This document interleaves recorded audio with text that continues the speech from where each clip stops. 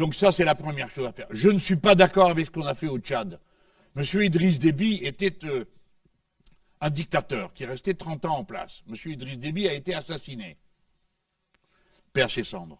En attendant, il n'y a rien qui obligeait le président de la République française à aller là-bas pour l'intronisation du fils Déby, général à 35 ans, je crois, parce que la constitution du Tchad prévoit que c'est le président de l'Assemblée nationale qui exerce le pouvoir dans le cas où le président de la République meurt. Donc je ne sais comment vous dire le dégoût que m'inspire de voir le président de mon pays assis à côté de ce type le jour où on l'installe. Et ensuite venir faire le mariole, comme ça a été le cas à Montpellier l'autre jour, pour dire « Ah ben ça c'est fini, c'est le passé et tout ». Non, c'est pas le passé. Tu y étais il n'y a même pas 2 mois. Donc qu'est-ce que tu es en train de faire là, une fois de plus? Eh bien, continuer pour que rien ne change en changeant tout. Le président de la République française, dont c'est pas le rôle, qui n'est pas le président d'une ONG, a réuni les sociétés civiles africaines. De quel droit? Pourquoi? La responsabilité du président de la République française, c'est de rencontrer les autres dirigeants. Donc de respecter les autres pays. Et de ne pas être à géométrie variable, un jour je te respecte, le lendemain je te traite de tyran et je fais venir les populations de ton pays. Qui a choisi les participants du sommet de Montpellier? Pourquoi on fait ça? Quand on est le président de la République française, on s'inscrit dans les relations internationales. Évidemment, la difficulté vient du fait qu'un jour il reconnaît tel régime, le lendemain il pleure dessus, et ainsi de suite.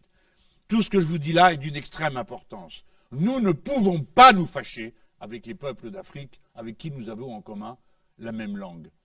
Et donc nous devons inventer et être les garants d'une francophonie des peuples. Donc mettre en commun ce que nous pouvons mettre en commun. J'achève là-dessus. L'Afrique ne doit pas se faire voler le XXIe siècle comme elle s'est fait voler. Le XXe par la colonisation et le XIXe par l'esclavage. Par conséquent, il faut mettre sur la table les horizons du XXIe siècle, l'espace et la mer. Partageons une université de l'espace avec ceux qui parlent la même langue que nous. Partageons l'université de la mer avec ceux qui parlent la même langue que nous.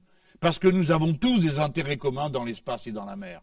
Et plus nous serons nombreux à défendre ces intérêts communs, ceux de l'humanité, plutôt que du premier arrivant, comme le proposent les États-Unis d'Amérique, plutôt nous aurons fait bonne œuvre commune, qui nous profitera à nous autant qu'aux Africains. Par conséquent, voilà ce que je peux vous dire sans entrer dans les détails des relations avec chaque pays. Et je voudrais terminer en vous disant que le Mali appartient aux Maliens, le Tchad aux Tchadiens et l'Algérie aux Algériens. Et que ça ne viendrait à l'esprit de personne de faire comme l'a fait le ministre des Affaires étrangères, il n'y a pas longtemps, en disant « Bien sûr, c'est à l'Algérie et à elle seule de définir. » Imaginez-vous qu'on fasse un discours comme ça en disant « Mais oui, c'est aux Allemands et eux seuls de décider. » On dirait « Ça va pas, non? Qu'est-ce qui vous prend là ?» Bien sûr que ce sont les Allemands qui décident eux seuls. Pourquoi vous êtes obligé vous sentez obligé de le préciser à propos de l'Algérie? Pourquoi? Qu'est-ce qui vous prend? Qu'est-ce que vous avez dans la tête? Qu'est-ce qui est en train de vous travailler que vous n'osez pas dire? Donc pour nous, il faut tourner la page de tout ça. Et en tout cas, ça signifie notamment la fin des expéditions militaires dont personne ne sait quelle est l'issue. Je ne vous dis pas qu'il faut quitter le Mali demain matin. Je dis seulement que c'est aux Maliens de décider ce qu'on doit faire. Et qu'on nous dise qu'est-ce qu'on fait là. À quel moment on s'en va? Ça fait 8 ans qu'on y est. 2 millions d'euros par jour. 5 milliards ça a coûté. C'est la guerre la plus chère que la France ait menée depuis la guerre d'Algérie. Pourquoi faire?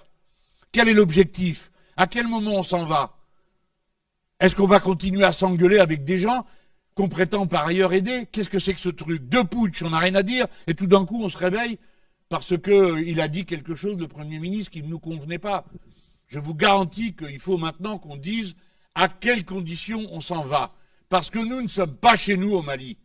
Le Mali appartient aux Maliens et nous, notre vocation est de rentrer chez nous. Ce n'est